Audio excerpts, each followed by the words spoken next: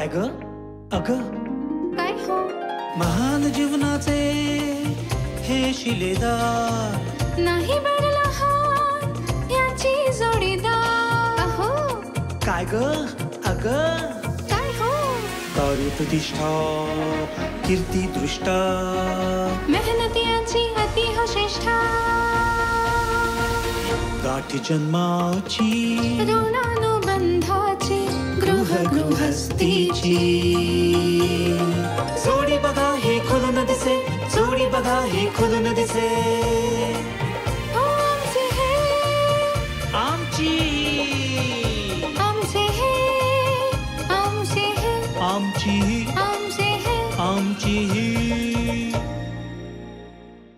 नमस्कार. सह्याद्री वाहिनीच्या सर्व रसिकांचं मी स्मिता गवाणकर मनापासून स्वागत करते. लग्न जमवायची वेळ येते ना किंवा विवाह जमवायची वेळ येते ना तेव्हा 2 वाक्य आपल्याला सातत्याने ऐकायला मिळतात. योग आला की लग्न जमणार आणि विवाह बंधनाच्या गाठी म्हणे स्वर्गात बांधलेल्या असतात. आता ही अवखळ अल्लड निरागस तरुण पिढी मात्र चेष्टेने म्हणते आता हा योग असतो ना तो कसा शोधायचा किंवा स्वर्गात बांधलेली जन्मगाठ इथे कशी सोडवायची. जर वेळ घातला किंवा वाट पाहत राहिली तर आयुष्य निघून जायचं ना हो. अहो थांबा तुम्हाला सांगते. बऱ्याच वेळेला असं होतं की वेगळ्याच कारणासाठी अगदी अनोळखी शहरामध्ये आपण जातो आणि अचानक तिची गाठ होते किंवा तो भेटतो आणि काहीही ओळख नसताना वाटतं अरे हीच आपली जन्मगाठ होय की नाही. अगदी तंतोतंत सत्य घटना म्हणजे आजची प्रेमकहाणी. आजच्या या प्रेमाच्या गोष्टीला 34 वर्ष पूर्ण झालेली आहेत. तरीही त्याचं म्हणणं असंच आहे ही ना कमी बोलते आमची ही अशीच आहे आणि ती मात्र तितक्याच शांत स्वभावाने म्हणते आमचे हे ना हे असेच आहेत. आमचे हे आणि आमची ही मधली आमचे हे आहेत सुप्रसिद्ध अभिनेते मिलिंद गवळी आणि त्यांची ही आहे सौभाग्यवती दीपा मिलिंद गवळी. त्यांचं आपण स्वागत करूया. मिलिंद आणि दीपा आपण या. आलो आलो आलो आलो आलो आलो मी वाटच बघत होतो. दूरदर्शन मध्ये आलेलो आहे आणि घरी आल्यासारखं वाटतं एकदम. आणि किती छान झालंय. मस्त झालं की नाही. 5-7 वर्षांनी आणि मला दीपाला बघून इतकं छान वाटतं इतकी सुंदर दिसते जशी आहे ना. जशी आपल्याला तिकडे कुठे धुळा का अमरावतीला जळगावला भेटलेलं हे सुंदर नाजूक फूल आजही तसंच आहे. दीपा मिलिंद तुमचं मनपूर्वक स्वागत. 34 वर्षांच्या प्रेमाच्या गोष्टी आज इथे उलगडून दाखवायच्या आहेत. स्थानापन्न होऊ घ्या. धन्यवाद. या दीपा तुला कसं वाटतंय सासरी आल्यासारखं वाटतं का माहेरी. ते मला माहेरी जायल्यासारखं वाटतंय. पण मिलिंद आकाशवाणीमध्ये ट्रान्समिशन एक्झिक्युटिव्ह होतास ना तू. ते करताना ते बघायचे कार्यक्रम हे आणि त्याच्यानंतर मग दूरदर्शन येऊन मध्ये एकदम असे चकाचक त्या सगळ्या कॅमेरा आणि लाईट्समधून उत्तम अभिनय करता करता आणि मिलिंद गवळी अशी एक सुंदर ओळख तुझी झाली. तुझं मनापासून मी स्वागत करते. खूप खूप धन्यवाद. खूप आभारी आहे मला बोलवल्याबद्दल. इथे यायला मला खरंच आवडतं. हो हो हो. दीपा मला सांग कुठे जळगाव कुठे मुंबई त्याने तुला कधी बघितलं तू त्याला कधी पाहिलंस. आणि अगदी लहान वयात बालवयात प्रेम करायला पण बंदी असते. विवाह तर सोडूनच दे. काय घडलं ग त्यावेळेला. आम्ही एका लग्नात भेटलो आणि मिलिंद सांगतील. नाही सांगणार मी आज काही सांगणार नाही कारण ही गोष्ट मी अनेक वेळा सांगितली. म्यूट आहे आता. अनम्यूट. आम्ही एका लग्नात बघितलं एकमेकांना आणि मिलिंदची बहीण आहे तर तिने सांगितलं माझा भाऊ येणार आहे म्हणून. आणि मग मी बघितलं त्याला आणि मी त्या क्षणीच प्रेमात पडली. म्हणजे ते काय हल्ली म्हणतात ना लव्ह ॲट फर्स्ट साईट वगैरे तसं काय होतं माहिती नाही. बघितल्या म्हटलं अरे हाच आहे आणि मी याच्याशी लग्न करणार. किती वय वर्ष. 12. मी 15. दीपा तुला आत्ताही बघितल्यानंतर वाटत नाही तुला मी इतक्यांदा भेटले की तू असं काही करशील अशी बेशिस्त वागशील असं तुला आत्ताही वाटत नाही. तू त्यावेळेस का वाटलं का ग. पण ती बेशिस्त वागलीच नाही. ती प्रेमात पडली म्हणजे बेशिस्त वागल्यासारखं. 15व्या वर्षी प्रेमात पडणं म्हणजे बेशिस्त. 15व्या वर्षीच प्रेमात पडतात. अगं असं काय करते. त्या वयातच प्रेमात पडतात आणि ते वय इतकं फार छान असतं की त्या वयात प्रेमात पडल्यानंतर ना आपल्याला जर नशिबाने खरं प्रेम सापडलं जसं मला सापडलं आणि it was really love at first sight. नाहीतर असं कधी आपण लग्नात कोणाला तरी बघितलंय आणि आईला जाऊन सांगितलंय की आई मला हिच्याशीच लग्न करायचं असं होत नाही. तू कधी बघितलंस तिला. मी त्याच वेळेला जळगावला एका लग्नामध्ये आम्ही गेलो होतो मुंबईवरनं आणि ती धुळ्यावरनं जळगावला आली होती. आमचे कॉमन नातेवाईक आहेत त्यांच्या लग्नाला. मी बघितल्या मला ना आजही तो चेहरा आठवतो, आजही ते रूप आठवतं. एक लांब केस, छान लाल कलरचा ड्रेस घातला होता तो अनारकली सारखा. आणि मी तिला बघितलं आणि मला का कोणास तिच्या डोळ्यात बघितल्यानंतर असं जाणवलं की हा माणूस आपला आहे किंवा खूप मायाळू आहे किंवा ही आपली आहे की हिच्याबरोबर आयुष्य काढू शकतो असं त्यावेळेला वाटलं असणार. म्हणून आईला मी म्हटलं. वा वा वा. आणि माझं नशीब चांगलं की त्यावेळेला तिलाही तसं वाटलं. हो हो हो. पण दीपा तू सांगितलंस घरी मला याच्याशी लग्न करायचं, हा कोण आहे, काय आहे, कशासाठी आलाय, काही तुला? नाही, मी नाही सांगितलं, मिलिंदनीच सांगितलं पहिलं मम्मींना की सासूबाईंना की मला या मुलीशी लग्न करायचंय. मग त्यांनी विचारलं कोण आहे वगैरे आणि मग माझी बहीण आणि ते ओळख झाली. आणि मग आईला विचारलं तर आई बोलली अजून लहान आहेत थोडे, पण लग्नाचा जेव्हा विचार करू तेव्हा तुम्हाला हे करू. मग तोपर्यंत तू अस्वस्थ वगैरे नाही झालीस? नाही, मग आम्ही भेटत होतो जसा वेळ मिळत होता तसं. पण मिलिंद तुझ्या घरी तसं वेगळं वातावरण होतं, म्हणजे आईशी तू खूप कनेक्ट होतास, त्यामुळे आईला सांगताना तुला मला वाटतं काही वाटलं नसेल? नाही, आईशी मैत्रीच होती. माझं जीवस्य कंठस्य मित्र जर कोण असेल तर माझी आई होती. लहानपणापासून तिनेच तर मला हे ऍक्टिंग पण मी तिच्यामुळेच करतोय किंवा तिनेच मला हिरो म्हणून लहानाचं मोठं वाढवलं आणि तो कॉन्फिडन्स दिला. त्यामुळे ही गोष्ट जेव्हा मी आईला सांगितली तेव्हा आईला आनंद झाला, कारण हिच्याकडचे जे नातेवाईक आहेत तर तिच्या जवळची होती वंदू, हिची मोठी बहीण आहे ना, तिच्याशी आईचं खूप वेगळं नातं होतं. म्हणजे ती आम्ही आमच्या शेजारी जे राहायचे अनिल देशमुख आणि त्या देशमुख मावशी, त्यांची लहान मुलगी होती रिंकू, ती आमच्याकडे असायची. आई तिला सांभाळायची आणि मग त्यांना पिक्चरला वगैरे जायचं असायचं तर ते आमच्याकडे तिला सोडून जायचं. तर ते रिंकू आमच्याकडेच असायची. बऱ्याच वेळेला कोणी पाहुणे आले की अगं हे बाळ कोण, तर आई म्हणायची की नाही आमचंच आता झालं. हो, कधी आम्हाला सांगितलं नाही वगैरे, इतकी ती आमच्याकडे रुळायची. ते देशमुख काका मावशी मला सिनेमाला घेऊन जायचे. माणसं जोडण्याचा तुमचा गवळी कुटुंबियांचा मला वाटतं काही धर्मच आहे. आईचा आहे, दीपाचा आहे, वडिलांचा तर ते सोशल वर्क करतातच आहे. माझं माणसं जोडण्याचा नाही आहे, तर माणसं तोडण्याचं काम आतापर्यंत मी केलं अभिनयात. पण दीपा, आपण ज्या व्यक्तीबरोबर प्रेम करतो ते प्रेम करणं खूप सोपं असतं, पण मध्येच एक कोणीतरी कुटुंबातला एक खलनायक येतो, भाऊ नावाचा, आणि तो विचारतो कोणाबरोबर करताय लग्न, काय करताय, तो करतो काय, मिळवतो काय. म्हणजे ते प्रेमाखातरच असतं की आपली मुलगी त्यांच्या घरी जाणार आहे. असं काही झालं थोडंसं? असं होतं थोडंसं की कोण आहेत वगैरे आणि कुठले आणि पुढे काय करणारे वगैरे असे प्रश्न होते. लगेचच हो म्हणायचं म्हणजे. तर पण माझी आई एकदम ठाम होती की मी देईल, म्हणजे दीपाचं लग्न मी इकडेच यांच्याचकडे तिला देईल म्हणून. अच्छा, दीपाला मिलिंदच हवा. येस. मिलिंद, आपण पुन्हा तुला वेगळ्या पद्धतीने प्रश्न असा आहे की प्रेमात पडतो आपण आणि लग्न करायचं ठरतं, पण लग्न करणं एक वेगळ्या पद्धतीची काळजीयुक्त जबाबदारी पण आहे. तुझं काय म्हणणं होतं त्यावेळेला? मग नाही, त्यावेळेला ज्या वेळेला प्रेमात पडलो त्यावेळेला हे काही एवढी अक्कल नव्हती की आपल्याला खूप जबाबदारी वगैरे. सुंदर मुलगी दिसली तिच्याशी लग्न करायचं याच्या पलीकडे काही फार विचार केला नव्हता.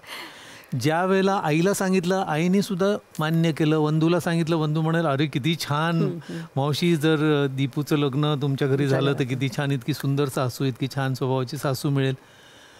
पण त्याच्यानंतर हे 11वीला घडलं, 12वीला मी नापास झालो मराठीत नापास झाल्यामुळे तिकडच्या लोकांना प्रश्न पडला की अरे मुलगी द्यायची, बरं यांच्याकडे काही प्रॉपर्टी नाही, शेती नाही, काय नाही, बरं मुलगा हा शिक्षणामध्ये 12वीत मराठीत नापास झालेला, सगळ्यात सोपा विषय त्यातही. बरं त्यावेळेला मला असं वाटायचं की अरे हे का विरोध करतायत, यांना प्रॉब्लेम काय. म्हणलं म्हणजे या मुलाला काय नोकरी काय. म्हटलं अजून वेळ आहे ना, शिक्षण तर पूर्ण होऊ द्या. मला असं वाटतं ती जबाबदारी तेव्हापासून सुरू झाली की या मुलीशी लग्न करण्यासाठी आपल्याला आयुष्यामध्ये काहीतरी करायला लागणार आहे. किती छान. नाहीतर मग का देतील हे मुलगी, तेवढी समज मला होती की यांनी मुलगी मला का द्यायची. पण तिला काही, ती दिसायला सुंदर आहे, चांगल्या घराण्यातली आहे, सगळं चांगलं आहे, तिची मोठी बहीण तर सुंदरराव सोळंकींच्या घरी दिलेली, मिनिस्टर त्यांच्या घरी दिलेली आहे. त्यामुळे सगळे नातेवाईक आणि हे सगळ्या मोठमोठ्या याच्यात होते. तर मी म्हटलं आपण प्रयत्न करूया, आपण प्रामाणिक प्रयत्न करूया किती छान आयुष्यात मोठं होण्याचा. मग मी म्हटलं मोठं कसं व्हायचं, तर IAS IPS होता येईल का. मग मी स्टाफ सिलेक्शन कमिशनच्या परीक्षा देत होतो, UPSCच्या परीक्षा देत होतो, MPSCच्या परीक्षा देत होतो. आणि लकीली मी ऑल इंडिया रेडिओची ट्रान्समिशन एक्झिक्युटिव्हची परीक्षा पास झाली. वा. आणि जे आमचे हिचे भाऊ ज्यांनी ऑब्जेक्शन घेतलं होतं त्यांचं नाव होतेच का भाऊ. मग बरं त्यांचे ते मला स्पष्ट सांगायचे की का द्यायची बाळा तुला मुलगी म्हणून. म्हणजे तू तर म्हटलं हो बरोबर आहे तुमचं, म्हणजे मला थोडा प्रयत्न तर करू द्या, आता माझं वयच काय आहे.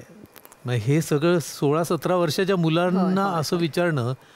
बरं यांचे काही नातेवाईक माझ्याकडे मुंबईला आले की भेटायला यायचे की तुला काही बिझनेस करायला आम्ही मदत करू का काय. कारण मला चिडचिड व्हायची हो. मला एका नातेवाईकाने विचारलं की आम्ही तुला पैसे देतो तू बिझनेस टाक. म्हणजे काय होईल तू म्हटलं मला खरं बिझनेस करायचा आहे, काय सांगू का, मला दादर स्टेशनला हमाली करायची, तुम्ही काय मदत करणार मला.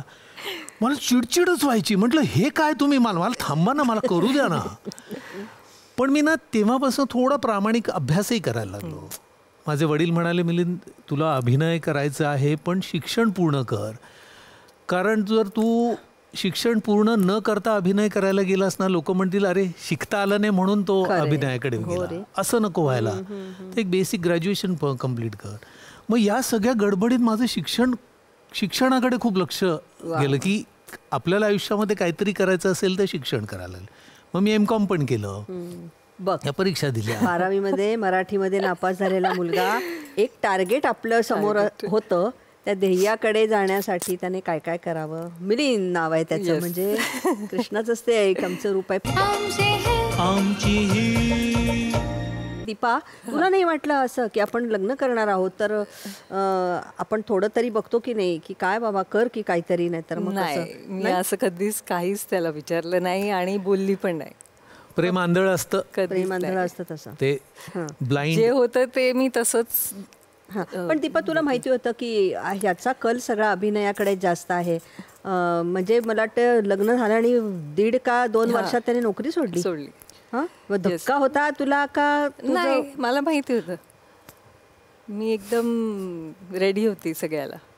तू कर असं तुझं पहिल्यापासून काय करेल ते, मला काहीच प्रॉब्लेम नव्हता. तुझ्या मला वाटतं गरजाच कमी आहेत हो ना. मला मिलिंद असला की मला काही नको, मग मला काही नाही दिलं तरी चालेल पण मिलिंद पाहिजे. 5 रुपयाची भेळ मिळायची, ती एक भेळ जर खाल्ली तर तिचं समाधान व्हायचं. दीपा कुठून येतं ग हे समाधान? म्हणजे तू आता तुझा खूप मोठा अध्यात्माचा अभ्यास आहे, तू मेडिटेशन वगैरे ह्या सगळ्या गोष्टींमुळे अजूनच तू खूप छान दिसतेस किंवा तुझं वागणं बोलणं हे सगळं छानच आहे. पण त्यावेळेला त्या वयामध्ये किती मुलींना असं असतं की मला हे हवं, मला ते हवं, मला इकडे फिरायला जायचंय, तिकडे फिरायला जायचंय, हनीमूनच्या तर लिस्ट असतात, हे नाही तर ते नाही तर ते. तुला काहीच नाही वाटलं? नाही मी कधीच नाही केलं त्याला. तुला फक्त बरोबर मिलिंद पाहिजे बस. मिलिंद हनीमूनच्या लिस्ट असतात, हनीमूनच्या लिस्ट नव्हत्या असं नाही होत्या, फक्त एवढं होतं की मला पाण्याला मी थोडी तेव्हा घाबरायची, आता नाही. माझ्या हनीमूनची म्हणजे आम्ही जो हनीमून प्लॅन केला होता तिची तर तिने इतका बोऱ्या वाजवला होता तेव्हाच माझी चिडचिड झाली होती. लग्नात सरप्राईज द्यायचं. आता 9 वर्ष आमचं सगळं लग्न ठरल्यानंतर लग्न करणार, त्यामुळे थोडे थोडे पैसे जमा करून हनीमूनला कुठे जायचं असा मी प्लॅन केला होता. आणि मी माझं ठरवलं तिला सरप्राईज द्यायचं. इकडनं फ्लाईट पकडायची चेन्नईला. पूर्वी आमचं लग्न झालं 91-90च्या वेळेला, तर 90ला एक ना खूप छान शिप जायची पोर्ट ब्लेअरला. त्या शिपनी पोर्ट ब्लेअरला जायचं, तिथे 4 दिवस राहायचं, तिकडनं शिप घ्यायची, ती कलकत्त्याला पोचायचं, कोलकाता, तिकडनं मग फ्लाईट घेऊन परत मुंबईला. असा तो छानसा प्लॅन होता. मग मी लग्नाच्या दिवशी बरं ती पूजा वगैरे करून 3-4 दिवशी आम्हाला ते हनीमूनला जायचं होतं. लग्नाच्या दिवशी तिला मी कानात सांगितलं तुला माहिती आहे का सरप्राईज काय आहे, चेन्नईला जायचं. ती म्हणाली ओके. तिकडनं बोटीनी पोर्ट ब्लेअरला जायचं. बोटीनी मी नाही येणार, मला पाण्याची भीती तेवढं वाटते. मात्र होतं, मी थोडीशी घाबरायची, आता नाही घाबरत. मी नाही म्हटलं मग आता नाही ना, मग मी बोटीने वगैरे येणार नाही. मग मी तो सगळा प्लॅन म्हटलं आता ठीक आहे, मी काय प्लॅन करत नाही, तू सांग काय. ती म्हणाली उटी. तेव्हा तेच होतं, त्या कोडाईकनाल आणि काळामध्ये उटी. जो तो लग्न करून उटीला जाय. पण आम्ही उटीला अरे नाही गेलो, चित्रपटांमध्ये इतकं ते दाखवलं जायचं ना, आम्ही की त्याचा उटीला इतका न जाता effect. कोडाईकनालला गेलो. हा मी म्हटलं मग उटी नको, आपण जर कोडाईकनालला जाऊ. आणि तुला देवळं आवडतात, हा, मग अध्यात्म आवडतं ना, मदुराई, मग मी तुला मदुराईला मीनाक्षी घेऊन टेम्पल. जातो. आणि तिकडनं मी कन्याकुमारीवरनं कोचीनवरनं गोवा, हे सगळं असं केलं. ती पोहोचली तिथे मदुराईला, सुंदर मीनाक्षी टेम्पल. आणि त्याच्यानंतर मला म्हणाली मला खरं तर उटीलाच जायचं होतं. म्हटलं अगं उटीवरनं आपण खाली आलोय मदुराईला, तिकडनं आता फक्त पुढे गेलं की कन्याकुमारी आहे. नाही, मला कन्याकुमारीत इंटरेस्ट नाही, मला उटीला जायचं होतं. अरे म्हटलं आता बरं, माझी चिडचिड व्हायची पण करायचं तिच्याच मनासारखं. मी ते सगळं कॅन्सल केलं, कोचीन, फक्त गोव्याचं आमचं बुकिंग होतं ताजचं. तर मग मी काय केलं, ते सगळं कॅन्सलेशन आणि हे करत परत गेलो उटीला. 2 दिवस उटीत राहिलो, मग मैसूर केलं, बँगलोर केलं, आणि बँगलोरवरनं फ्लाईट पकडून मी गोव्याला आलो. आणि त्यावेळेला ते सगळं कॅन्सलेशन करणं म्हणजे किती अवघड आहे. आता एका टक होतं. नाही, मी खूप ट्रॅव्हल करायचो लग्नाआधी. तर माझा एक मित्र होता, कॅनेडियन मित्र, जॉ फिलिप नावाचा, फ्रेंच होता. त्याच्यामुळे ना मी देश सोडून गेलो नाही तर मला ना परदेशाचं खूप अप्रूप होतं. मला परदेशी जायचं, लंडनला जाऊन शिकायचं, लंडनला नोकरी करायची, तिकडचं आयुष्य जगायचं. तो कॅनेडियन माझ्याकडे इथे यायचा आणि मला म्हणायचा की चल आपण भारतातले काही जागा बघूया. आणि एकदा आग्र्याला गेल्यानंतर त्यांनी जितकी माहिती आपल्या ताजमहालची आणि त्या फतेपूर सिक्रीची सांगितली, मला थक्क वाटायचं की म्हटलं अरे मी भारतीय आहे आणि मला तू माझ्या देशाबद्दल सांगतोय. तो म्हणतो अरे तुला माहिती नाही तुझा देश किती सुंदर आहे. त्याच्याबरोबर जैसलमेर, जयपूर. तर हे जे आहे ना माझं प्लॅनिंग ट्रॅव्हल करायचं हे मला आधीपासून होतं. त्यामुळे ती म्हणाली कॅन्सल, उटीला जायचं तर उटी. पण ते फर्स्ट अँड लास्ट होतं, नंतर मग सगळं तो जे प्लॅन करेल तसं. वा वा वा. दीपा, मला सांग की तू एका छान घरामधून आलेलीस, प्रेम केलंस, खूप विश्वासानं तू मिलिंदची पत्नी झालीस. मिलिंदच्या घरामध्ये तू ॲडजस्ट होताना तुला काय काय आव्हानं आली? कारण तू खूप मऊ मनाची, संवेदनशील आहेस. त्याची आई एकदम सुगरण, वडील पोलीस अधिकारी, आणि एकटा मिलिंद तसा आपला खूप जवळचा. तुला काय काय वाटत गेलं, कसं तू मला असं काही नवीन असं वाटलं नाही, कारण मी भेटायला येत होती आणि मम्मींना एक्झॅक्टली माहिती होतं की मला स्वयंपाक आणि किचनमध्ये मी गेलीच नव्हती कधी. मला डाळी पण माहिती नव्हत्या, कोणत्या डाळीला काय म्हणतात, तूर आणि ती दुसरी तूर डाळ, मसूर डाळ, चणा डाळ, काही माहिती नव्हतं बस. पण त्यांनी ते मला एवढं छान नाही केलं ना, त्या मला किचनमध्येच नाही येऊ द्यायच्या. मी जायची, बसायची, मस्त जेवायची, म्हणजे मुलगीच, म्हणजे सून असं वाटलंच नाही कधी मला. अतिशय सुगरण. आणि पप्पा पण तसंच, बेटा काय पाहिजे, म्हणजे मिलिंद विचारायचे नाही काय, पण पप्पा तुला काय पाहिजे, व्यवस्थित आहे ना, हे ते सगळं. त्यामुळे मला एकदम असं काही सासरी आल्यासारखं नाही वाटलं. म्हणजे काही तुला ऍडजस्ट करावं लागलं नाही, जसं तिकडे होतं तसंच इथे, आणि त्यातूनही आपला प्रेमसखा आपल्या बरोबर होता. क्या बात आहे, किती मस्त ना. पण ज्या वेळेला मिलिंदनं ठरवलं की आपण अभिनय क्षेत्रामध्ये जायचं, त्यावेळेला तरी तुला भीती वाटली का की काय हे? काहीच नाही, काही म्हणजे काहीच नाही. हां, म्हणजे तो जे करेल ते मी, म्हणजे काही मला असं विचार पण नाही आला काहीच. म्हणजे नोकरी करावी, खरं काहीच नाही. तो जे काय करेल ते, प्रेम केलं होतं, जे काय करेल त्याच्यात बरोबर मी राहणार, हे मी ठरवलं होतं. तुझ्या पण मला वाटतं हातावर ना राजयोगच असणार आहेच. आणि बरेच लोक मला तेच म्हणतात की तुला इतकी सुंदर, इतकी सुशील पत्नी तुझ्या म्हणजे तू त्याच्या लायकीचं नाहीयेस असं स्पष्टपणे मला म्हणतात. आणि खरंच आहे, मी डोंबाऱ्याचा खेळ खेळणारा कलावंत आहे. आणि लग्न व्हायच्या आधीच मी 2 सिनेमे केलेच होते. वक्त से पहिले, नंतर गोविंद सराचं हम बच्चे हिंदुस्तान के, नंतर दूरदर्शनचा अप्रूव्ड आर्टिस्ट होतो, टूटते रिश्ते ए फसा आता केलं. ए फसा मधून तू खरं तर आलास. वा वा वा. मिलिंद, असं म्हणू नकोस की तो डोंबऱ्याचा खेळ वगैरे. तुझे इतके कष्ट आहेत, तुझी इतकी तपश्चर्या आहे त्या सगळ्या भूमिकांमुळे, म्हणून तू खरं तर आजपर्यंत. त्यामुळे नाही, पण मला कधी कष्ट वाटले नाही. आणि खरंच हा डोंबाराच्या खेळापेक्षा वेगळं नाही आहे ते. इतक्या सातत्याने वेगवेगळ्या भूमिका, वेगवेगळ्या लेवलवर सिरियल, फिल्म्स. बरं, मी ग्रामीण सिनेमे केले आणि ग्रामीण आध्यात्मिक किंवा पौराणिक सिनेमे जे पण असतात, जे हिंदी मालिका खूप केल्या, हिंदी मालिका केल्या. तर मला असं वाटतं मला घरनं सपोर्ट प्रचंड होता. म्हणजे मला कधी घरनं कोणीही कधीही विचारलं नाही की तू काय करतोयस, कुठलं करतोयस, कशासाठी करतो, काही नाही. आणि म्हणून मी पण काही सिनेमे जबाबदारीने केले की माझ्या आईवडिलांना बघायला आवडतील. कौटुंबिक सिनेमे मॅक्सिमम सिनेमे मी केले. असे कधीही सिनेमे मलाच माझ्या फॅमिलीबरोबर बघायला आवडणार नाहीत असे सिनेमे पण मी केले नाही. बरोबर. मिलिंद, आता तू इथे आलेला आहेस आणि ए फसा याविषयी सांग. खूप वेगळ्या वेगळ्या पद्धतीने तुझ्यातला तो ह्युमर त्यानिमित्तानं आम्हाला पाहायला मिळाला की तू अशा पद्धतीच्या पण भूमिका करू शकतोस. सांग ना ते जरा आठवणी त्या. नाही, मला ना खरं सांगू, सून लाडकी सासरची, मराठा बटालियन हे असे सिनेमे केल्यानंतर ना खूप अँग्री यंग मॅन किंवा फार रौद्र आणि वीर रसातले सिनेमे मिळाले. मला कॉमेडी करायला किंवा विनोदी अशा भूमिका मला मिळाल्या नाहीत. विके नायकांनी मला दिलं होतं, हे आपलं असंच चालायचं नावाचं, पण तो सिनेमा फार काही लोकांपर्यंत आला नाही. संजू कोलतेंनी आणि पाठक साहेबांनी मला जेव्हा दूरदर्शनची ही सिरियल ऑफर केली होती, ही out and out farcical comedy serial होती. ए फसा, त्याचं नावच ए फसा असं टायटल होतं.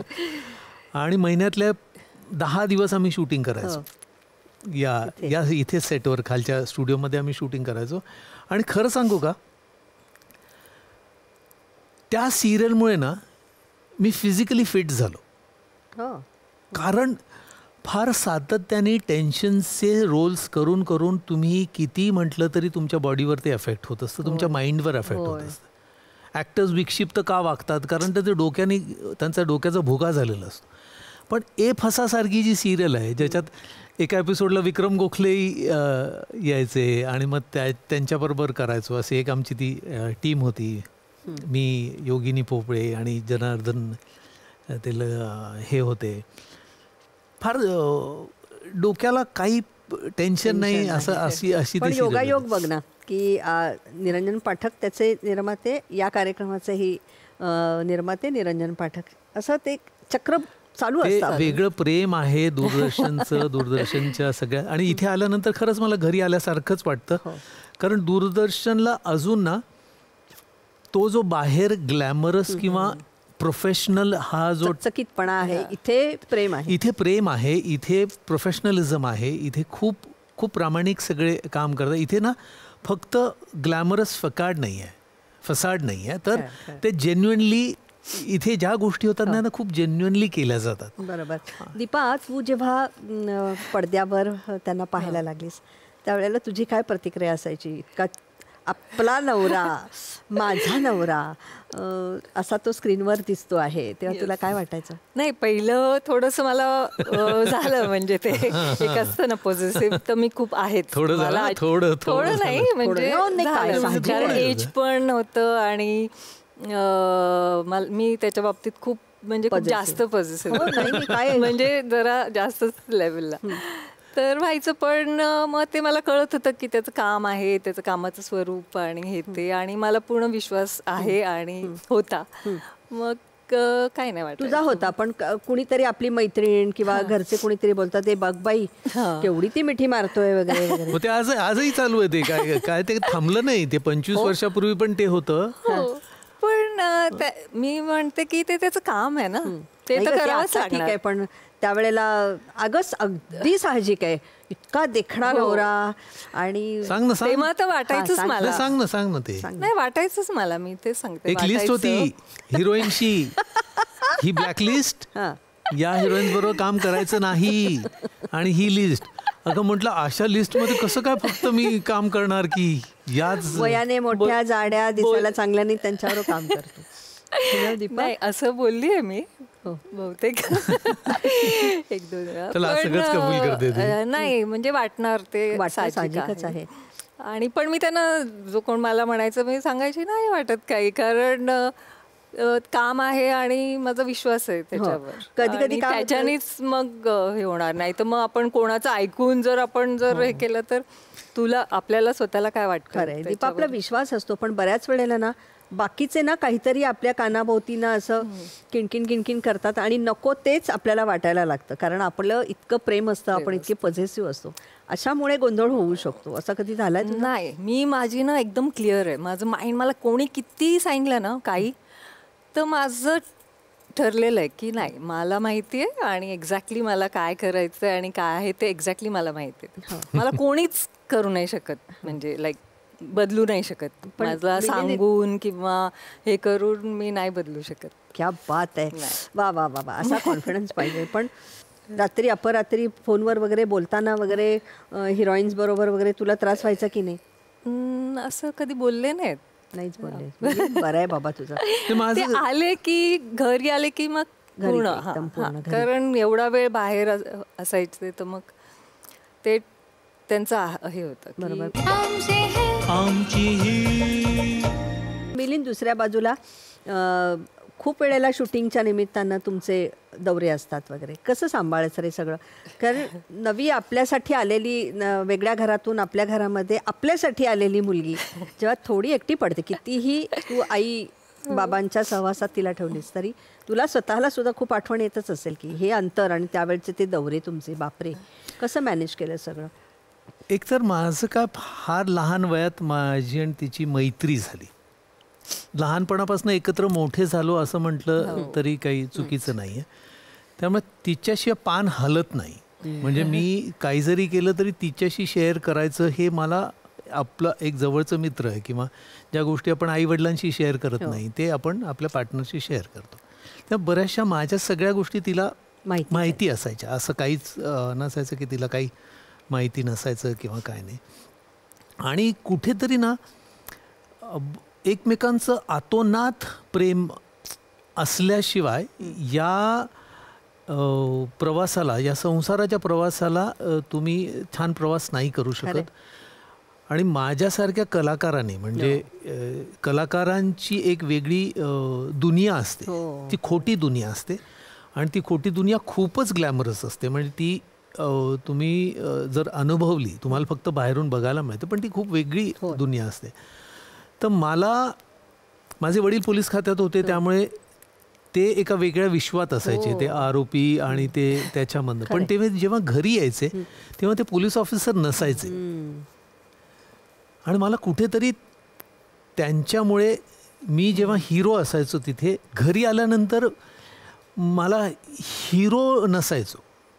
मग मी एक घरातला सामान्य व्यक्ती असतो की जो घरातली कामं करायला तयार असायचं. पण मी नशिबान आहे की मला ना आईने कधी काम करू दिलं, ना बहिणीने कधी काम करू दिलं, ना दीपाने कधी दिलं. म्हणजे मी तर तिचे उपकारच मानायला पाहिजे की लॉकडाऊनच्या वेळेला सगळे घरात होते आणि असं व्हायचं की आता नवऱ्यांना चॉईसच नाही. तुम्हाला एकतर जर ती स्वयंपाक करत असेल तर तुम्ही भांडी घासायची, ती भांडी घासत असेल तर तुम्ही लादी आणि कपडे आणि हे सगळं ते कोणी करायचं. पण मी ज्या वेळेला ते करायला गेलो त्या वेळेला तिने, बरं ती हट्टी आहे, नाही म्हणजे नाही, तिने मला करू नाही दिलं. तर मला स्वतःची लाज वाटायची. म्हटलं दीपा मला करू दे. नाही, तुम्हाला वेब सिरीज किंवा तुम्हाला काही हे बघायचं असेल एपिसोड तो तुम्ही बघा, इथेच बघा, इथेच बसा, मी आहे. आणि त्यामुळे तिने खूप अशी काळजी घेतली. आणि मेंटल जो माणूस सटकतो माहिती आहे, एक ॲक्टर, आता अनिरुद्ध देशमुखच 5 वर्ष केल्यानंतर मी सेन्सिबली तुझ्याशी बोलू शकतो, हेच खूप कठीण आहे. खरं. आणि मी हवेत नाही आहे किंवा जमिनीवर आहे, तर मला असं वाटतं कुठेतरी ही माझ्या आईवडिलांची पुण्याई आहे, कुठे दीपा आहे. आणि नशिबाने आम्हाला एक सुंदरशी लेक आहे मिथिला. मला नेहमी असं वाटतं दीपा की एखाद्या कलाकाराचं टेम्परामेंट किंवा त्याची जी तंद्री असते किंवा त्याचं जे समाधान किंवा त्याला आनंदी ठेवण्यासाठी ना घरामध्ये एक शांतता हवी आणि ती शांतता म्हणजे खरं मिलिंदची तू आहेस, त्यामुळेच ते झालं. मिलिंद, मला मध्ये असं म्हणाला होता की भाग्यवान पुरुष याची पहिली डेफिनेशन अशी आहे की ज्याला पहिली मुलगी होते. हा दीपा, पहिली मुलगी झाली आणि मिलिंदला तो क्षणच मला सांग की काय मिलिंदचं झालं आणि मुलगी झाली हो. नाही, ऍक्च्युली आमचे एक गुरु आहेत, म्हणजे मम्मी त्यांना हे करायचे, नित्यानंद बाबा, मुक्तानंद बाबा आणि गुरुमाई. तर आम्ही आश्रमात जायचो गणेशपुरीला. तर मी तेव्हा प्रेग्नंट होती आणि मम्मींनी गुरुमाईंना विचारलं, त्यांना खूप हे होती गुरुमाईंची मम्मींना असता की मिलिंद पिक्चरमध्ये काम करतो आणि त्या बोलल्या की गुरुमाई ये अभी और आपके आशीर्वाद से बड़ा होना चाहिए. तो त्यांनी ते वेगळं ऐकलं आणि त्या बोलल्या क्या बच्चा होने वाला आहे. म्हणजे आणि ॲक्च्युली मी प्रेग्नेंट होती. मम्मीनी विचारलं वेगळंच की ये बडा होना चाहिए आप आशीर्वाद दो. तर त्या म्हणा अरे बच्चा होने वाला आहे. तर मग मम्मी म्हटल्या हो तर क्या चाहिए बेटा या बेटी. तर आम्ही दोघं म्हटलं बेटी.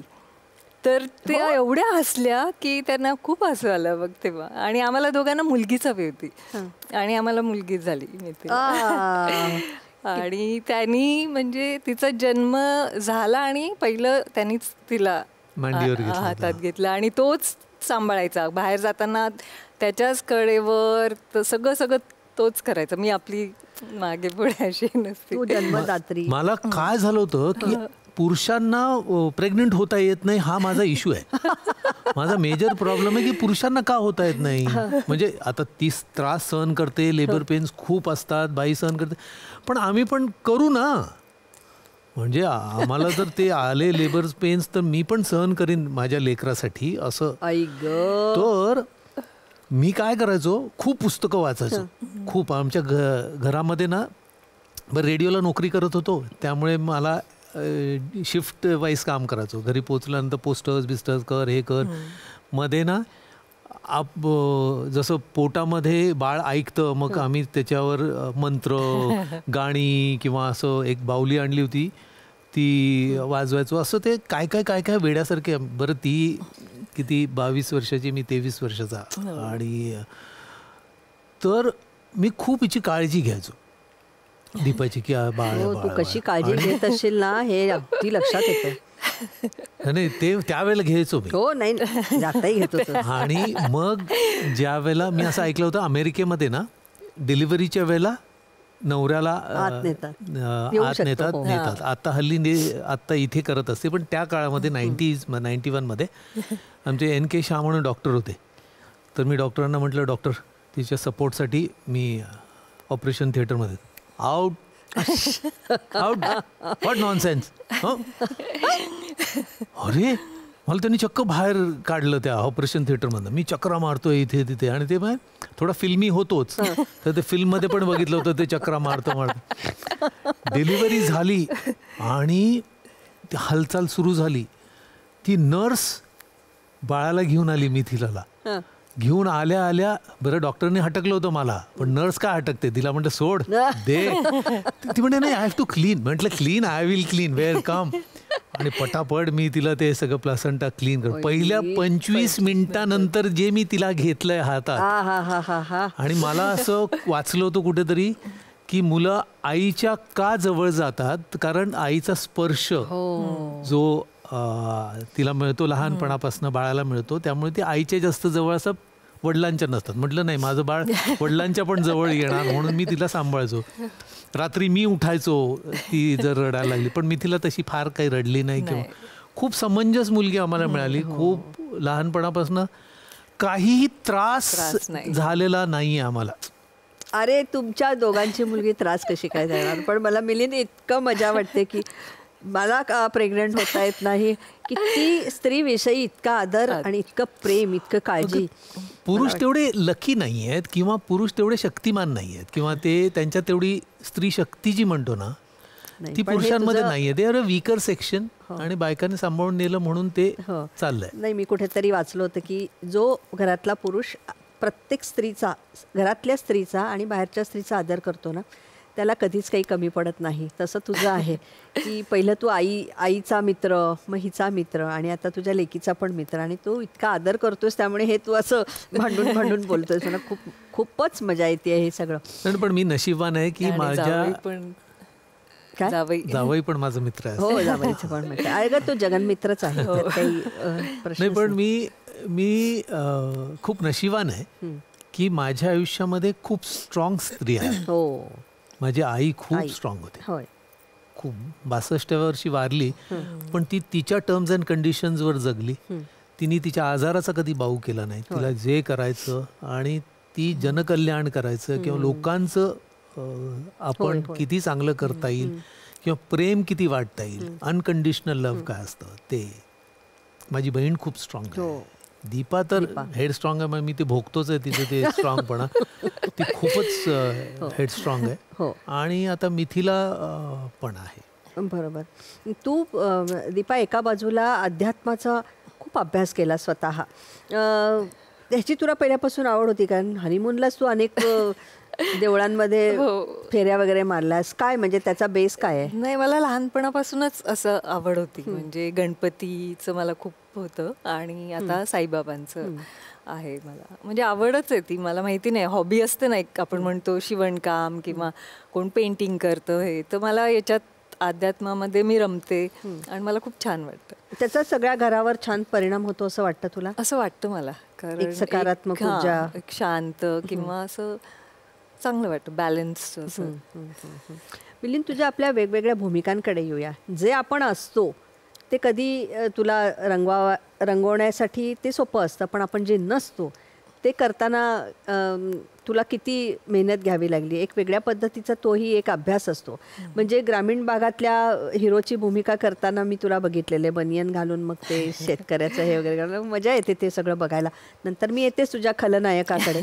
तेव्हा तू ते कसं काय केलंस? म्हणजे खरं सांगू ना की ग्रामीण भूमिका मी खूप 70 सिनेमे ग्रामीण केले, पण दुर्दैवाने मला ग्रामीण भूमिका नाही करता, कारण मी ग्रामीण जगलो नाहीये.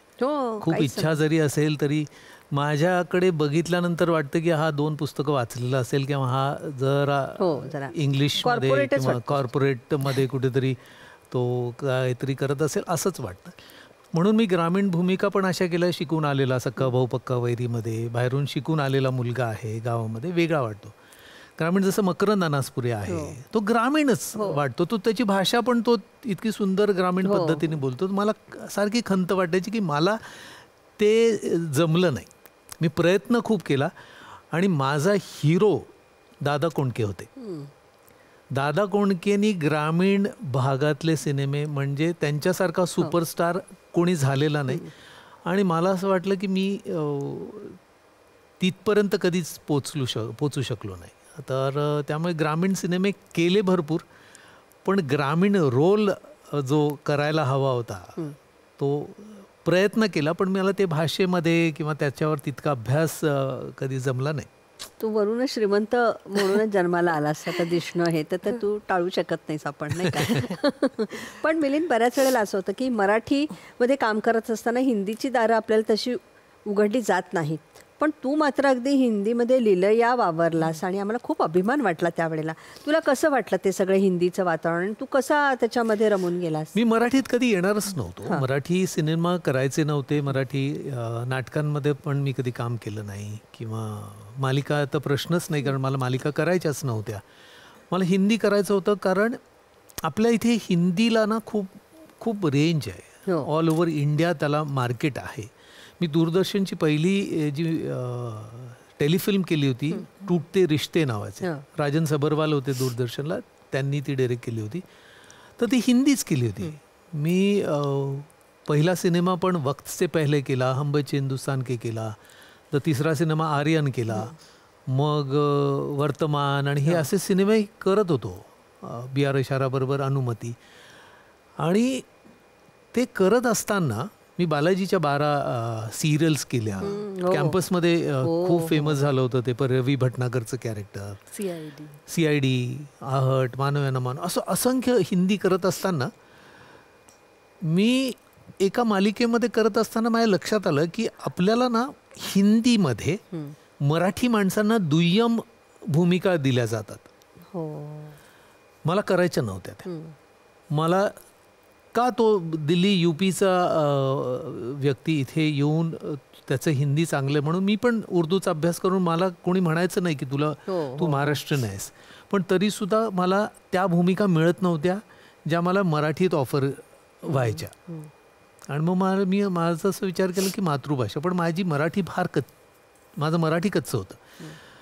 मग म्हटलं मग त्याच्यावर अभ्यास करू. जसं मी उर्दूचा अभ्यास केला, हिंदीचा अभ्यास केला, मग मातृभाषेचा का अभ्यास करायचा नाही. मग मी मातृभाषेचा अभ्यास, आणि लकीली पहिल्याच सिनेमामध्ये प्रोफेसर मधुकर तोरणमल होते माझ्याबरोबर. आणि तिकडनं जी माझी अशी सुरुवात झाली, अशा दिग्गज कलाकारांबरोबर काम करता करता लक्षात आलं की थोडीशी मेहनत घे, थोडंसं प्रामाणिक अभ्यास कर. ते करता करता करता आता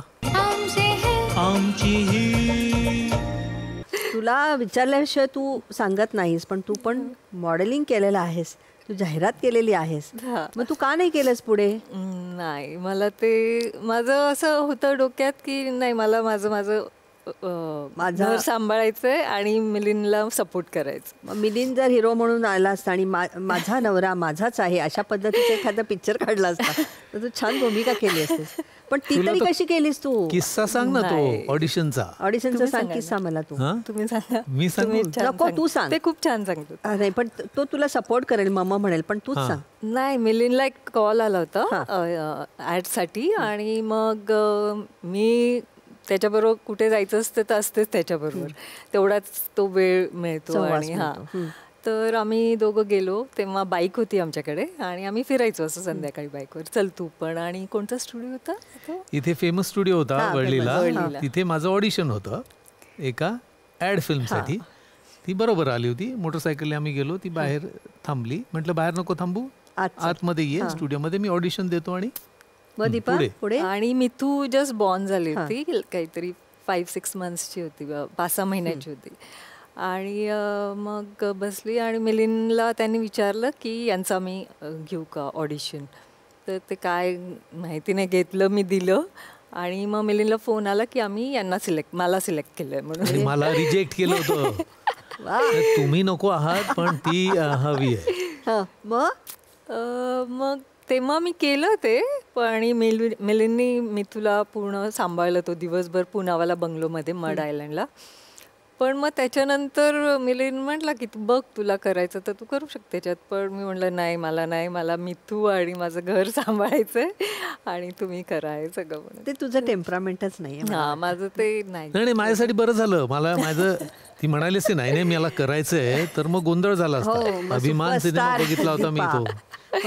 नाही, तिच्याकडे टॅलेंट आहे आणि तिच्याकडे ती कॉमेडीमध्ये तिने खूप नाव कमवलं असतं असं मला वाटतं. कारण तिचं आत्ताची जे ती आहे ना, ती सगळ्यांसमोर ती अशी असते. घरी तिच्या बहिणी किंवा मिथिला किंवा कोणी असेल तर तिचा फुल कॉमेडी काय म्हणतात ना एपिसोड असतो. 24 hours एंटरटेनमेंट आहे. म्हणजे लाईट असं घरात पण छान वाटतं ना जरासं. बरोबर, सिरियसनेस नाही राहत. आणि पण महाराष्ट्राने मिस केली एक सुंदर अभिनेत्री, देखणी अभिनेत्री आणि छान ह्युमर असलेली अभिनेत्री. आम्ही तुला मिस केलंय. पण आता परत तुला करावंसं नाही वाटत? नाही, अजिबात नाही करावंसं वाटत. आता ती कॅमेरा समोर यायला आज तुझ्यामुळे आली मी. अरे दीपा, आपल्या मनातल्या भावना, आपल्या प्रिय व्यक्तीविषयी वाटणाऱ्या भावना व्यक्त करण्यासाठी काहीतरी माध्यम हवं. कारण महाराष्ट्राचा इतका लाडका मिलिंद आहे आणि इतकी वर्ष सातत्याने तसाच दिसतो, त्याचं वयच कळत नाही. या सगळ्या कॉम्प्लिमेंट आहेत. त्याच्या पाठीमागे कोण आहे तर दीपा आहे. तर ती आम्हाला बघायला आवडेल ना, किंवा महाराष्ट्राला बघायला आवडेल म्हणून तुला आम्ही खास आमंत्रित केलेलं आहे. मिलिंद, मी पुन्हा तुझ्याकडे किंवा दीपा तुला आधी विचारते की अशा पद्धतीचा खलनायक जो दुसऱ्या बाईच्या प्रेमात पडतो स्वतःला 3 मुलं असताना, ते करू नकोस वगैरे असं तू नाही सांगितलंस, तुम्हाला नाही जमणार. मला तर आधी वाटलं तर मिलिंदला वगैरे काही ही भूमिका 5-6 महिन्यात मिलिंद रिप्लेस करणार असं सगळ्यांना वाटलं होतं. तर ती 5 वर्ष खलनायक म्हणून त्याने जगवली अक्षरशः. तुझं काय म्हणणं होतं तेव्हा? नाही, मला ऑडिशन आलं आणि मीच त्याचं ते शूट वगैरे आम्ही केलं. आणि तो थॉटच नाही आहेत, कारण ॲक्टर आहे ना, ॲक्टरला काहीही येऊ शकतं.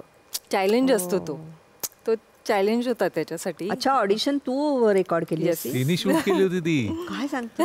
अलकाताईंच्या पिक्चर बकालच्या पिक्चरसाठी मी औरंगाबाद आणि तो दौरा करणार होतो आणि नमिताचा फोन आला की एक क्लिप एवढी मला तू पाठव. म्हटलं दीपा रात्री आता सकाळी निघायचं आता कुठे काय कर. नाही नाही नाही म्हणाल पाठव पटकन. तिने ते शूट केलं आणि ती क्लिप तयार केली आणि ती पाठवली. हो दीपा, मला वाटतं तुझा स्पर्श लागला म्हणून मला वाटतं ती करेक्ट झाली. करेक्ट आहे. आणि आता काय इतिहास बाकीचं तुम्हाला माहिती आहे असं आपण प्रेक्षकांना मिलिंद, कसं रे तू, मला खरंच कळत नाही ते वेगळ्या पद्धतीने बोलणं, वेगळा तो साकारणं, प्रत्येक वेळा तुझा राग, पुन्हा तुझ्याबद्दल सहानुभूती, तुझ्याबद्दल प्रेम, असं सगळं मिक्स सगळं आमच्या रसिकांची एक वेगळ्या पद्धतीची घालमेल होत होती. तू केलेस ते बरोबर पण केलेस, नाही पण केलेस असं वाटत होतं. तुझी स्वतःची एक व्यक्ती म्हणून ना, नॉर्मल व्यक्ती म्हणून तुझ्यामध्ये काय काय बदल होत होते? सुरुवातीला नमिताशी ज्या वेळेला माझं बोलणं झालं त्यावेळेला मला याचं गांभीर्य, या रोलची डेप्थ कळली नव्हती. तो करत असताना पहिल्या एपिसोडमध्ये ज्या वेळेला अरुंधतीला तो घराच्या बाहेर काढतो तेव्हा मला असं कळलं की ही वेगळी भूमिका आहे. बरं, अरुंधतीची भूमिका करणारी जी मधुराणी, ती म्हणाली तुझ्यात माज दिसत नाही रे. मला असं, मी प्रयत्न करतो. म्हणजे पहिल्या दिवशी शूटिंगला अनिरुद्ध करताना प्रयत्न करत होतो की त्याच्यात थोडा माज दिसावा. तर कोणालाही ते वाटत नसतं. तू म्हणाल ना की याला जमणार नाही, ते मलाही असं वाटत होतं की मला तेवढा माज नाही. आणि ओरिजिनल जी श्रीमोई सिरियल होती बंगाली, त्याच्यामध्ये जो अनिरुद्ध होता तो खूप अथॉरिटेटिव्ह होता, खूपच धिप्पाड आणि त्याचा बेसचा आवाज होता. तर मला ते बघितल्यानंतर आणखीन थोडंसं माझा कॉन्फिडन्स गेला होता की मला करता येईल. पण माझी एक सवय आहे की नेवर से डाय, किंवा की never give up, try and try till you succeed, असं मी करत राहिलो. एक पॉईंट असा आला की तीच मधुराणी मला म्हणते की किती माज दिसतोय बापरे. आणि ते ना तो इव्हॉल्व होत गेला तो, आणि तो रोल अतिशय सुंदर पद्धतीने नमिताने लिहिला. मी प्रत्येक वेळेला नमिताला म्हणायचो की नमिता तुला कुठे सुचतं हे, का सुचलं मिलिंद? आणि माझं सुचलं. परत त्या रोलमध्ये इतक्या शेड्स आहेत, त्याच्या वडिलांबरोबरच्या रिलेशनशिप्स, त्याच्या अरुंधती बरोबर, दुसऱ्या बायकोबरोबर, संजना बरोबरच्या, मुलांबरोबरच्या, इतक्या वेगळ्या वेगळ्या लेवलवर ते करत होतं.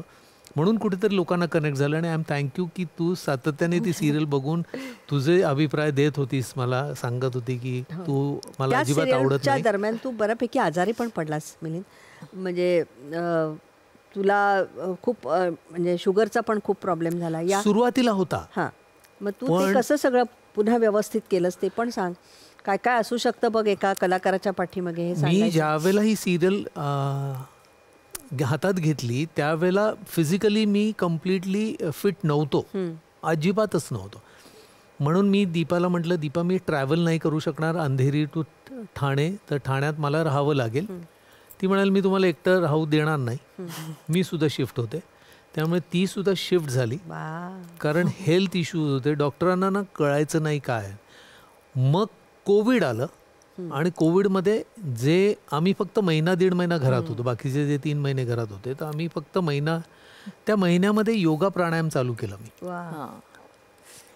नियमितपणे सकाळी 5 वाजता योगा प्राणायाम करायचो, आणि हळूहळू मलाच माझ्यातली एनर्जी जाणवायला लागली की ती वाढते, माझी तब्येत सुधारते, माझ्या चेहऱ्यामध्ये फरक पडतोय, किंवा माझ्या रोजच्या वावरण्यामध्ये एक वेगळी एनर्जी येते. आणि मग मी तो नियम चालू ठेवला. तो अजूनही योगा प्राणायाम करतो. आणि घरचं जेवण, ती 2 वेळचं जेवण मला सेटवर पाठवत होती, त्यामुळे बाहेरचं खाल्लंच नाही किंवा शूटिंगचं खाल्लं नाही, घरचं जेवलो आणि प्रामाणिक काम केलं. वा वा वा वा वा. एक खरं तर अभिनय करणं ही एक साधनाच आहे नाही का. वेगवेगळ्या पद्धतीचे आपलं घर बाजूला ठेवून, तब्येत व्यवस्थित ठेवून बाकीची अवधानं बाळगणे. आता जावई आहे, आपली लेक आहे, त्यांना वेळ देणं हे सोपं नाही. पण तुमची ही सगळी लव्ह स्टोरी जी मी ऐकली 15 वर्षापासून सुरू होऊन आता 34 वर्ष पूर्ण झालेली आहेत. मला वाटतं ना हा पुनर्जन्म असावा. नावाचा तू मिलिंद आहेस, कृष्ण आहेस, मला वाटतं तुझ्या आयुष्यामधली ही तुझी जी सखी आहे ना, ती तुला वेगवेगळ्या रूपात राधा, मीरा अशा सगळ्या रूपांमध्ये भेटत असते.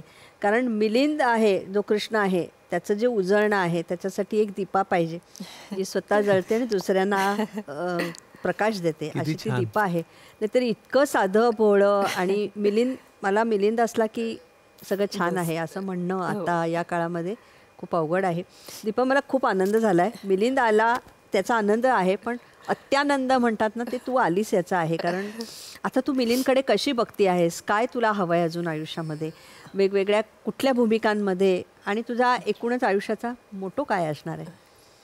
नाही, मला त्याचं भूमिका तर ज्या येतील त्या तो करत राहणार शेवटपर्यंत. कारण तो कामासाठी खूप पॅशनेट आहे.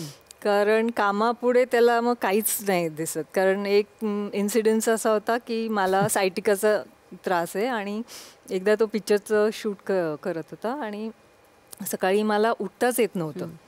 आणि मी मिलिंदला म्हटलं, अरे मला उठताच येत नाही आहे, काय झालं माहिती नाही एकदम. तर तो शूट म्हटलं की मग तो काहीच नाही, सगळं हे करून मम्मी पप्पा होतेच, मम्मी पण होत्या तेव्हा. आणि तो म्हणे की नाही नाही मी निघतो, शूट आहे. म्हटलं आता करायचं काय. आणि त्याच्यानंतर मला तो एवढा त्रास झाला, मला ॲम्ब्युलन्स बोलून मग न्यावं लागलं आणि ते ट्रॅक्शन वगैरे लावतात ना ते. आणि मग नंतर बरी झाली मी आणि डॉक्टर म्हणले नाही ऑपरेशन करावं लागेल. मिलिंद आले, कशाला ऑपरेशन, ती बरी आहे. आणि आम्ही घरी आलो. मग कॉन्फिडन्स. वा वा वा. नाही आणि मी खूप नशिबान आहे की मम्मी पप्पा घरी होते आणि ते तिला घेऊन गेलं. पण माझं इथे कुठेतरी मलाही गिल्ट फील होतं की शूट असेल तर मग मी ती इतकी प्रायोरिटी त्या शूटिंगला देतो.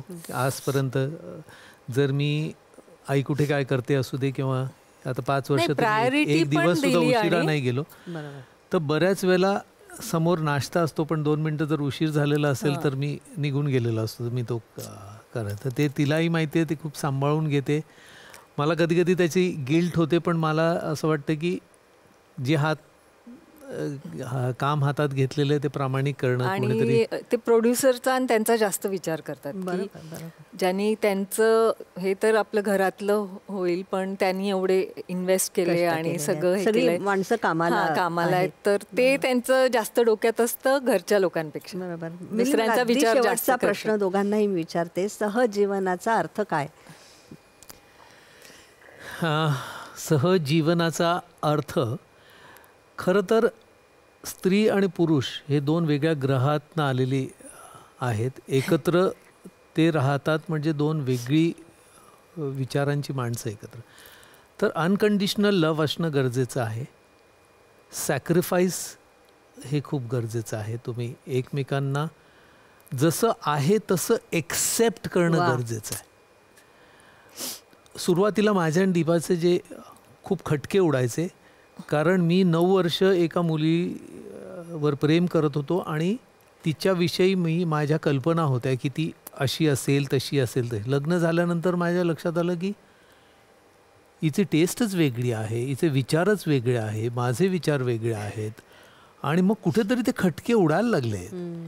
आणि मला आठवतं आम्ही खजुरावला गेलो होतो तिथे, आणि त्या खजुरावच्या मंदिराच्या समोर एका पहिल्या बाल्कनीमध्ये आम्ही त्या हॉटेलमध्ये बसलो होतो आणि आमची खूप भांडणं झाली होती. 6 महिने झाले होते लग्नाला आणि ज्या मुलीवर 9 वर्ष प्रेम केलं ती हीच का मुलगी असं. आणि तिला असं वाटलं की अरे हा कसला पुरुष ज्याच्यावर मी प्रेम केलं, इतकं झालं होतं. तेव्हा आम्ही एकमेकांना बदलायचा प्रयत्न करत होतो. तर तिथे आम्हा दोघांना जाणवलं, आम्ही दोघांचे हातात हात घेऊन आम्ही दोघेही ढसाढसा रडलो आणि जसे आहेत तसे त्या दिवसापासून आम्ही एकमेकांना एक्सेप्ट केलं. त्यामुळे आमच्या दोघांमध्ये तसे आमच्यामुळे किंवा याच्यामुळे खटके उडत नाहीत. वा वा वा. दीपा, तू काय सांगशील? अनकंडिशनल लव्ह असंच आहे तिचं. माझा मिलिंद तो म्हणेल तसं तो पाहिजे, तो फक्त जवळ पाहिजे आणि तो कायम तुझ्या जवळच आहे आणि कायम तुझ्या जवळच राहणार आहे. आणि असंच आता 34 वर्ष झाली आहेत. पुढचा प्रवास अतिशय सुंदरच होणार आहे. लवकर मग आजोबा पण व्हा, आजी तू होशील, वाटच बघते. हो, त्या पुन्हा एका वेगळ्या पर्वाचा तुम्ही आनंद घ्या. मिलिंद, तुला खूप शुभेच्छा, भरपूर भरपूर उत्तम भूमिका तुला मिळवत आणि दीपा तुझी साथ करेलच. आज आलात आणि त्या सगळ्या प्रेमाची गोष्ट सांगितल्याबद्दल मनपूर्वक आभार दीपा, तुझे खास आभार. Thank you so much. Thank you Smita.